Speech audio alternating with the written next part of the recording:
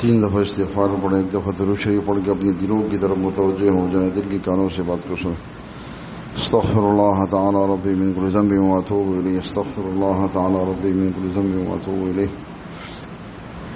اللهم صل على سيدنا مولانا محمد عبدك ونبيك وحبيبك ورسولك النبي الأمي وعلى آله وبارك وسلم۔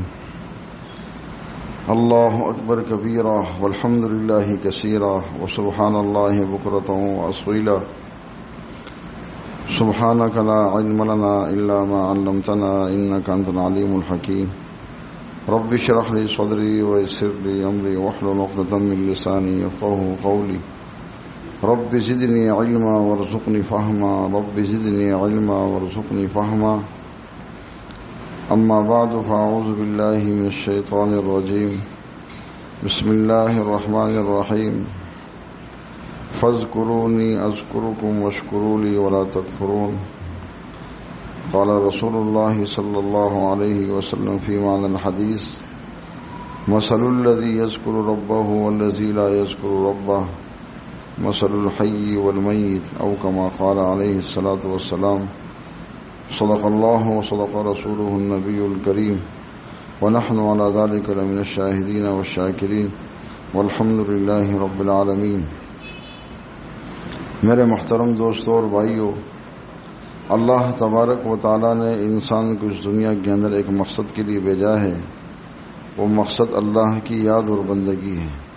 اب جو بھی انسان اس دنیا کے اندر رہتے ہوئے اپنے اس مقصد کے اوپر چلتا ہے، یعنی اللہ تبارک و تعالیٰ کی احکامات کی تعمیل کرتا ہے اور حضور صلی اللہ علیہ وسلم کی سیرت اور حضور صلی اللہ علیہ وسلم کی صورت کو اختیار کرتا ہے، اللہ تبارک و تعالیٰ ایسے انسان کو کامیاب فرماتے ہیں۔ کامیابی جس چیز سے ملتی ہے اس کو ایمان اور تقوی کہتے ہیں۔ ایمان کی ترقی تقوی سے ہوتی ہے اور تقوی حاصل ہوتا ہے اللہ والوں کی صحبت سے۔ اس لیے جب تک انسان نیک مجلسوں کو اختیار نہیں کرتا، اس کے اندر نیکی کا جذبہ پیدا نہیں ہوتا۔ ہمارے معاشرے کے اندر اگر دیکھا جائے، لوگ برائیوں کی طرف راغب کیوں ہیں؟ اس لیے کہ اس وقت برائیوں کی مجلسیں زیادہ ہیں، اس کی طرف رجحان زیادہ ہے، اس میں اٹھنا بیٹھنا زیادہ ہے۔ مسجد میں لوگ نہیں بیٹھتے ہیں، مسجد سے باہر جو اجرے ہوتے ہیں اس میں لوگ بیٹھتے ہیں، اس کے اندر خرافات ہوتی ہے۔ جب ظاہر بات ہے انسان اس کو سنتا ہے، اس کو دیکھتا ہے، اس کو بولتا ہے، اس کو سوچتا ہے، تو ساری چیزیں اس کی نظروں کے اندر، اس کی کانوں کے اندر، اس کے دماغوں کے اندر، اس کے دل کے اندر بیٹھ جاتی ہے۔ پھر اگر وہ چاہتا بھی، کوشش بھی کرتا ہے تو وہ نیکی کی طرف نہیں آتا۔ اس لیے کہ برائی اس کی آنکھوں پہ سوار ہے، برائی اس کی سماعت پہ سوار ہے، برائی اس کی سوچ پہ سوار ہے، برائی اس کی زبان، اس کے دل پہ سوار ہے۔ اس لیے کہ روح کی جو غذا ہے وہ اللہ کا ذکر ہے، اللہ کی اطاعت ہے، رسول اللہ صلی اللہ علیہ وسلم سے محبت ہے اور سنتوں کو اختیار کرنا ہے۔ جب انسان اس سے ہٹ جاتا ہے تو یہ پریشان بھی ہوتا ہے اور اس کو دل کو سکون بھی نہیں ملتا۔ یہ پھر اسی برائی مجلسوں کے اندر اپنے دل کو سکون کو تلاش کرتا ہے، تو وہاں وہ چیزیں کیسے پاتا ہے؟ اس لیے جس طرح وہ آگے جاتا ہے اور گرتا جاتا ہے۔ اس لیے کہ اس کا حل یہی ہے کہ انسان ایک تو پنجگانہ نمازوں کا اہتمام کرے، ذکر اللہ کی کثرت کرے اور جو مجالس ہے اس کو اختیار کرے۔ اس لیے ہمارے حضرت شیخ رحمۃ اللہ علیہ فرمایا کرتے تھے کہ مجلس کا ناغہ جو ہے یہ روح کا فاقہ ہے۔ کیا فرمایا؟ مجلس کا ناغہ اور ذکر کا ناغہ، فرمایا کہ روح کا فاقہ ہے۔ انسان جب اس کی روح کو، جب انسان کے جسم کو کچھ نہیں ملتا، اس کو فاقہ ہوتا ہے، اور فاقے کی حالت میں اس کی طاقت کمزور ہو جاتی ہے، اس کے ہاتھوں کی طاقت کمزور ہو جاتی ہے، حتیٰ کہ بھوک کی وجہ سے اس کی نظر بھی، کہتے دسی ہو گئے شیخ مجھے سرات تخکاری میں، اس کی نظر بھی چلی جاتی ہے، بینائی بھی چلی جاتی ہے بھوک کی وجہ سے۔ تو اسی طرح جب انسان کے روح جب فاقے میں اس کو رکھتا ہے تو اس کو وہ بصیرت جو اس کے دل میں ہوتی ہے، وہ بصیرت وہ اس کے اوپر اس پہ پردے آ جاتے ہیں، وہ بصیرت چھپ جاتی ہے، وہ ختم ہو جاتی ہے، وہ اچائی اور برائی کی تمیز نہیں کر سکتا۔ اس لیے جو مجلسیں ہوتی ہے اس کے اندر انسان بنتے ہیں، اللہ والوں کی صحبتوں سے اگر ایک کتا فیضیاب ہو سکتا ہے، اصحاب کہف کا کتا، وہ جنت میں جائے گا کہ نہیں جائے گا؟ اس کو اللہ پاک انسانی جامہ پہنا کے اس کو جنت میں داخل کریں گے، اس قطمیر کو۔ تو اس لیے اس نظر کا اثر ہوتا ہے، اگر کتے پہ بھی پڑ جائے تو کتا بھی کیا ہو جاتا ہے، دوسرے کتوں سے ممتاز ہو جاتا ہے۔ شاہ عبد القدوس گنگوہی رحمۃ اللہ علیہ ایک مجلس میں اعتکاف کر رہے ہیں، اعتکاف میں بیٹھے ہیں، اور جب نکلتے ہیں تو ان کی نظر ایک کتے پہ پڑتی ہے۔ جب ان کی نظر کتے پہ پڑتی ہے تو اور کتے اس کتے کے پیچھے پڑ جاتے ہیں، اور کتے اس کتے کے پیچھے پڑ جاتے ہیں۔ تو کہتے ہیں کہ دیکھو اس پہ اللہ والے کی نظر پڑی ہے تو کتا بھی کتوں کا پیر بن گیا۔ تو انسان اگر محنت کرے تو وہ نہیں بن سکتے۔ تو اس لیے ایک ہوتا ہے علاج، ایک ہوتا ہے اس کا پرہیز۔ آج اگر ایک مریض اگر بس ڈاکٹر کے پاس جائے، بلڈ پریشر کا مریض ہے، شوگر کا مریض ہے، یا کسی ایسی بیماری کا مریض ہے، لیکن وہ دوا تو کھاتا ہے، پرہیز نہیں کرتا، اس کا علاج ہوگا؟ نہیں ہوگا، اس کا علاج نہیں ہوگا۔ اسی لیے یہ معصیت سب سے بڑا کیا ہے؟ سب سے بڑی بیماری معصیت ہے، گناہ ہے۔ گناہ کے ساتھ علاج کیا ہے؟ اللہ والے بتاتے ہیں کہ اللہ اللہ کیا کرو، اللہ کا ذکر کیا کرو، اللہ کے ذکر کی کثرت کیا کرو، اس لیے کہ یہ روح کی غذا ہے، روح کی تازگی ہے، اور ساتھ ساتھ انسانوں کی، مسلمانوں کی روح کی حیات ہے اس میں۔ جب یہ کرتا ہے، جب یہ علاج کے ساتھ پرہیز بھی کرتا ہے۔ پرہیز کیا ہے؟ آنکھوں کی حفاظت، زبان کی حفاظت، دل دماغ کی حفاظت۔ اگر ایک بندہ علاج تو کر رہا ہے لیکن اگر وہ پرہیز نہیں کرتا تو علاج، بعض دفعہ حکیم کہتے ہیں کہ پرہیز جو ہے وہ علاج سے بہتر ہے۔ کیا ہے؟ پرہیز علاج سے بہتر ہے۔ اور ایک بندہ اگر اس کو کوئی ڈاکٹر کہہ دے کہ بھئی آپ یہ دوائی کھائیں اور دوائی کے ساتھ آپ یہ غذا لیں، بعض چیزوں سے وہ منع کرتا ہے، بعض چیزیں کہتے ہیں کھاؤ۔ اگر وہ دوائی بھی لیتا ہے اور پرہیز بھی کرتا ہے لیکن جس غذا کا اس کو کہا کہ بس اسی دوائی پہ اکتفا کرتا ہے، پھر بھی اس کے جسم میں طاقت نہیں آئے گی، اس کا علاج صحیح نہیں ہوگا۔ تو پرہیز بھی ہے، اس کے ساتھ ساتھ غذا بھی ہے، اور ساتھ ساتھ دوا بھی ہے۔ تو کیا ہے پرہیز؟ کیا ہے کہ ہماری آنکھوں کی خیانت، اس لیے کہ آنکھیں جس چیز کے لیے اللہ نے پیدا فرمائی ہے، ہم اس نظر کو اس چیز پہ خرچ کریں۔ آج ہماری نظریں سارے موبائل پہ، دنیا کے اندر دنیا کی جو چیزیں ہیں، اس لیے فرماتے ہیں کہ آنکھ کا کاسا دل کا دروازہ ہے۔ جو چیزیں انسان آنکھ سے دیکھتا ہے دل میں اتر جاتی ہے۔ اس لیے جو بندہ اپنی آنکھوں کی حفاظت کرتا ہے، اللہ اس کو حلاوت ایمانی نصیب فرماتا ہے، ایمان کی حلاوت اس کو نصیب فرماتا ہے۔ یہ سب سے بڑی چیز ہے۔ آج ہماری ایمان کے اندر سے حلاوت نکل چکی ہے۔ نمازوں میں حلاوت ہے، قرآن مجید کی تلاوت میں حلاوت ہے، دعاؤں میں حلاوت ہے، ذکر اللہ کے اندر ہے۔ ایسے بیٹھے ہوتے ہیں جیسے ہم ذکر کرتے ہیں جیسے کسی نے ہمیں باندھا ہے، جس طرح ہمیں کسی نے باندھ دیا ہے۔ وہ شوق و رغبت والولا و جذبہ و کیفیت ایمانی وہ چیزیں نہیں ہیں۔ اس کے ساتھ ساتھ اس لیے کہ جو پرہیز کی جو چیزیں ہیں ہم اس کو اختیار نہیں کرتے ہیں، اس لیے اس کی برکات ہم پہ نہیں ملتی۔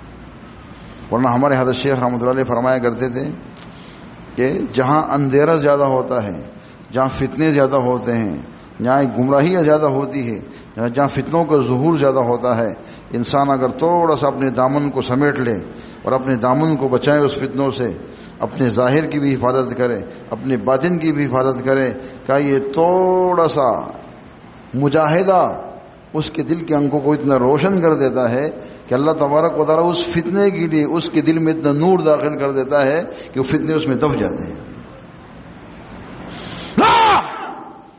وہ نور کیسے ظاہر ہوتا ہے؟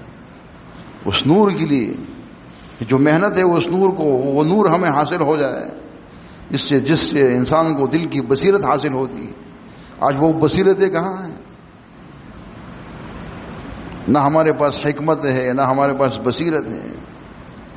تو حکمت اور بصیرت یہ دو ایسی چیزیں ہیں کہ جو انسان کو خود بھی باکمال بناتی ہے، اور جس کو دیکھتا ہے وہ انسان بھی باکمال بنتا ہے۔ اللہ والوں کے اندر یہ صفات ہوتی ہے، حکمت اور بصیرت سے لوگ کو لے کے چلتے ہیں۔ حکمت اور بصیرت سے لے کو چلتے ہیں، اور حکمت اور بصیرت انسان کو حاصل ہوتی ہے اللہ والوں کی صحبتوں سے، حکیم کے سینے سے انسان کو حکمت حاصل ہوتی ہے۔ اس لیے حضرت تھانوی رحمۃ اللہ علیہ کے ایک سالک نے ان کو لکھا کہ حضرت مجھے غصہ بہت آتا ہے، آپ نے فرمایا کہ آپ جس شہر میں رہتے ہو اس شہر کے اندر ہمارے کا کیا ہے مجاز صحبت ہے، وہ حکیم ہے، یعنی وہ مطب چلاتا ہے، دواخانہ چلاتا ہے، آپ ان کے دواخانے کے اندر چلا جائے گا، وہاں جا کے بیٹھ جایا کریں، ان کے پاس بیٹھ جایا کریں۔ اب وہ گیا، نہ حکیم صاحب نے ان سے کچھ پوچھا نہ انہوں نے ان سے کچھ پوچھا، اور کچھ دن بیٹھے رہے۔ پھر وہ حضرت تھانوی رحمۃ اللہ کو خط لکھتے ہیں کہ حضرت وہ غصہ کافور ہو کے ختم ہو گیا۔ تو کہا کہ مجھے سمجھ میں نہیں ہے کہ کیسے ختم ہو۔ تو حضرت نے فرمایا کہ وہ جو حکیم ہے اس کا سینہ وہ حلم سے بھرا ہوا ہے، حلیم الطبع ہے۔ کہا کہ جب تم ان کی مجلس میں بیٹھے، ان کی صحبت میں بیٹھے، اللہ تبارک و تعالیٰ نے ان کے حلم کو تمہارے سینے میں منتقل کر دیا۔ اس لیے یہ فیض ہے، یہ سینہ بسینہ ہے۔ ہمارے میر پرخاص کے اندر ایک بزرگ تھے، بابو جی عبداللہ رحمۃ اللہ علیہ، تبلیغی جماعت کے تھے۔ تو حفیظ الفقار صاحب نے ان کی بڑی خدمت ہے کہ ان کو 10 دعائیں دی۔ تو حضرت فرمایا کرتے، حضرت کا گھر تھا، ایک کمرہ بنا ہوا تھا، مستورات کو دیکھتے نہیں تھے، وہاں ایک مسلح بچھایا ہوا تھا، اور جو بھی خاتون آتی کا اس مسلح پہ بیٹھ جاؤ، جہاں تکلیف پہ ہاتھ رکھو۔ اور حضرت دوسرے کمرے سے اس مسلح کی جگہ پہ کہا کہ جس کو جہاں تکلیف ہوتی وہیں پہ دم کر دے، تو بندہ ٹھیک ہو جاتا۔ تو لوگوں نے کہا کہ حضرت یہ کیسا دم ہے، یہ کیسا دم ہے کہ تم دیوار کے اس پارے بیٹھے ہو۔ ہاں، آج کل عاملین تو بیچارے سامنے بیٹھ کے بھی دم نہیں کر سکتے۔ کامل کے دم کے اندر اثر یہ ہے کہ وہ دیوار کی دوسری طرف بیٹھا ہے، دوسرے کمرے میں بیٹھا ہے، 1 دیوار 2 دیواروں کا فاصلہ ہے، اور اللہ تبارک و تعالیٰ نے ان کے اس دموں کے اندر اتنا اثر رکھا ہے، اس لیے کہ ان کے نام، ان کے دلوں کے اندر اللہ کے نام کی عظمت ہے، اللہ کے نام کی محبت ان کے دلوں میں چھائی ہوئی ہے۔ جب اس کیفیت کے ساتھ، جب وہ اس حضوری کے ساتھ، اس استحضار کے ساتھ جب وہ کسی پہ دم کرتا ہے اللہ کا نام پڑھ کے، تو اللہ اس کو شفا دے دے۔ تو اس نے کہا کہ حضرت یہ کیسے دم ہے؟ تو حضرت فرمانے لگے وہ دم ہی کیا جس کو در و دیوار روک دے۔ کیا فرمایا؟ وہ دم ہی کیا، ایسا دم نہیں جس کو در و دیوار روک دے۔ ہم کہتے ہیں وہ فیض ہی کیا جس کو در و دیوار روک دے۔ تو اللہ والوں کا یہ فیض ہر جگہ پہنچتا ہے۔ اس لیے ہمارے سلسلے کے ایک بزرگ ہیں، وہ فرماتے ہیں کہ رات کو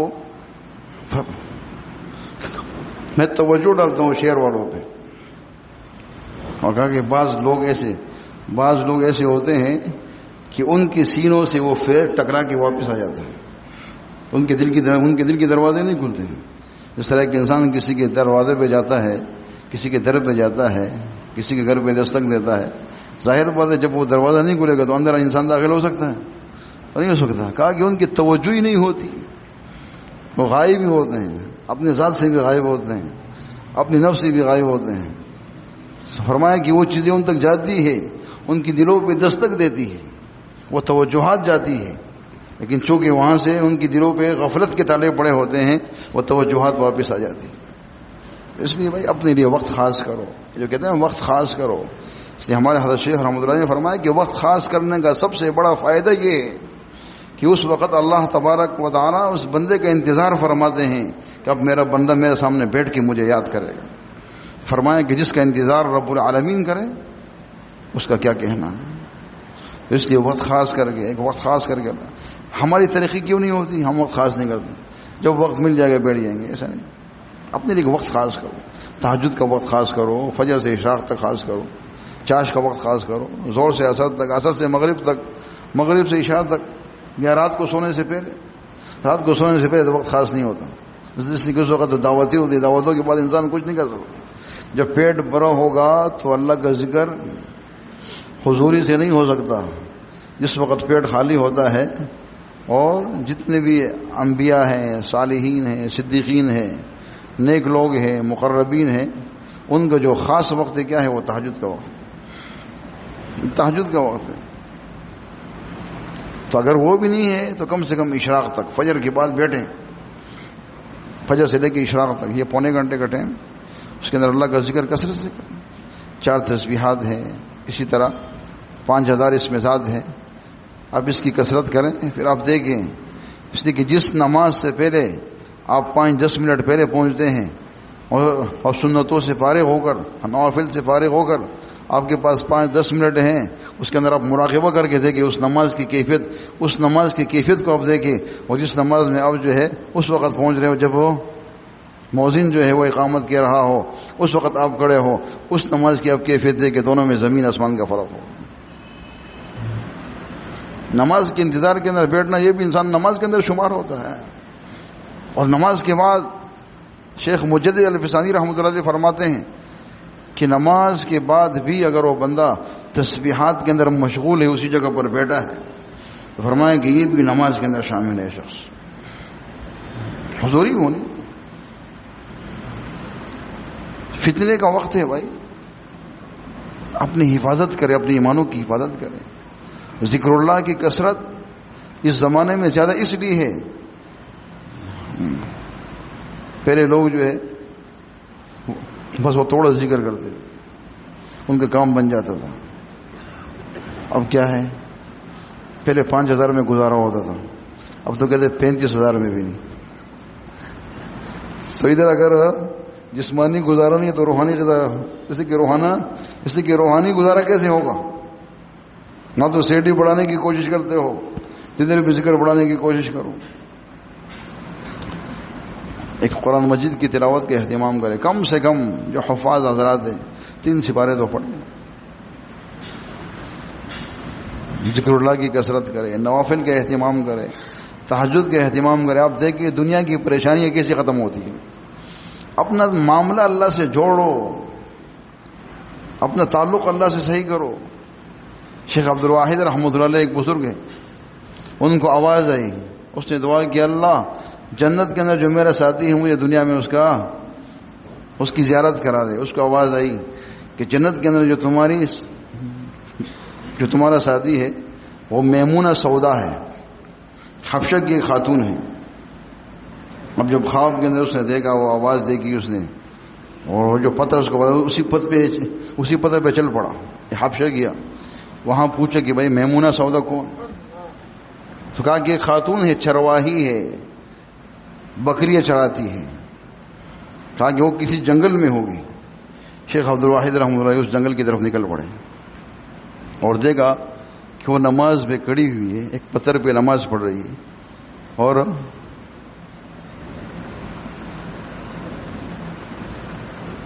بکریاں جو ہے وہ آس پاس، اور بیڑیے بھی ساتھ ساتھ پھر رہے ہیں.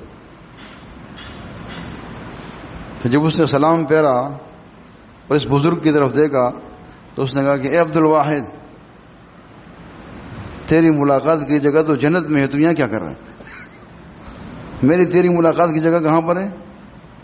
جنت میں ہے، تو یہاں کیا کر رہا ہے؟ تو حیران ہوا کہ میرا نام کیسے جانتی ہے.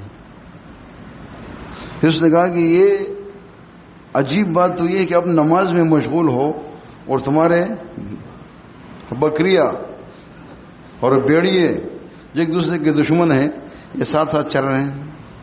اس نے مجھے مزید حیران کر دیا. تو حضرت میمونہ سودا فرمانے لگی کہ میں نے اپنے رب سے صلح کر لی ہے، تو میری بکری اور بیڑیوں نے بھی صلح کر لی. لا، یہ ہے آج ہماری صلح نہیں ہے. آج انسان اگر اپنی رب سے ہم صلح کر لیں تو صلح ہو جاتی ہے مخلوق کے اندر. تو وقت کی قدر کریں، وقت کی قدر کریں. ایک عالم اگر جو ہے مولانا یوسف بنوری رحمۃ اللہ علیہ، کتنے بڑے محدث ہیں، پورے عالم کے اندر ان کا فیض پہنچا کہ نہیں؟ علم حدیث کا فیض ان کا پہنچا کہ نہیں پہنچا؟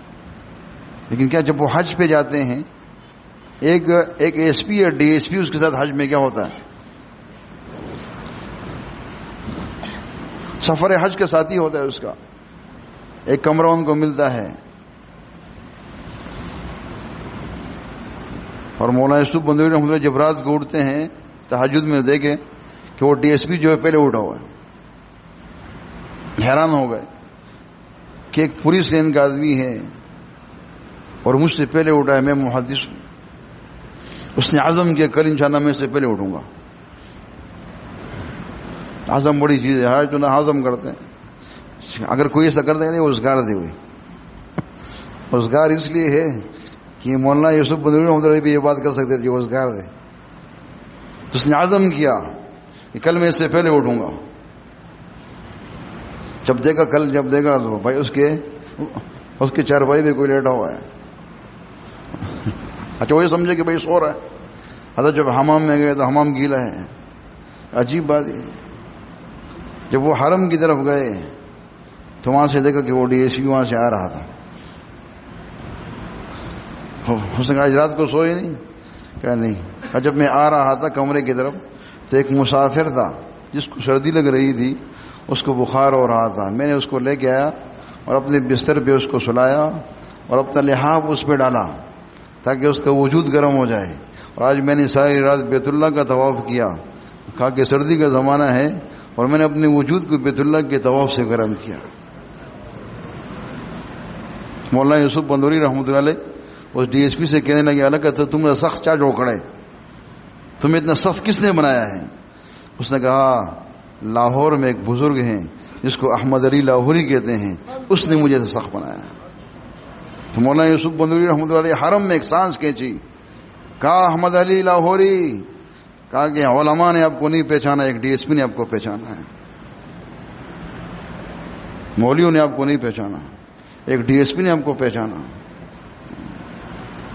تو اس لیے اگر ایک پولیس والا ہے، اگر وہ اللہ والوں کی صحبت سے ان سے چمڑ جاتا ہے، ان کے دامن سے چمڑ جاتا ہے، تو زمانے کا ایک محدث بھی اس کے عمل پہ حسرت کرتا ہے. ہمت کریں بابا، ہمت کا میدان ہے. جس نے جتنی ایڑ لگائی اس کا گھوڑا اتنا آگے جائے گا، اور جو جتنا زیادہ اس کی زین میں اس کی پشت پہ سوتا رہا اس کا گھوڑا پیچھے رہے گا. اللہ تبارک و تعالیٰ سے دعا بھی مانگا کرے قبولیت کی، اور استغفار بھی کثرت سے کیا کریں. اس لیے کہ اس وقت فتنے زیادہ ہیں. ہر وقت ہر عمل سے پہلے استغفار، ہر عمل کے بعد استغفار. اس عمل کو اللہ کی بارگاہ میں پیش کرو. یا اللہ یہ تو قبولیت کے لائق تو نہیں ہے، میں فقیر بندہ ہوں، عاجز بندہ ہوں، کمزور بندہ ہوں، گرتا پڑا میں نے جو کچھ کیا اس کو اپنی بارگاہ میں قبول فرما. اور اس کے سارے ثواب کو امت کے ہر فرد کو، ہر مرد کو، ہر عورت کو اس کو ہدیہ کریں. اس کے بعد دعا کریں، دیکھیں آپ کی ترقی ہوتی کہ نہیں ہوتی. اللہ تبارک و تعالیٰ میں ان باتوں پہ عمل کرنے کی توفیق دے.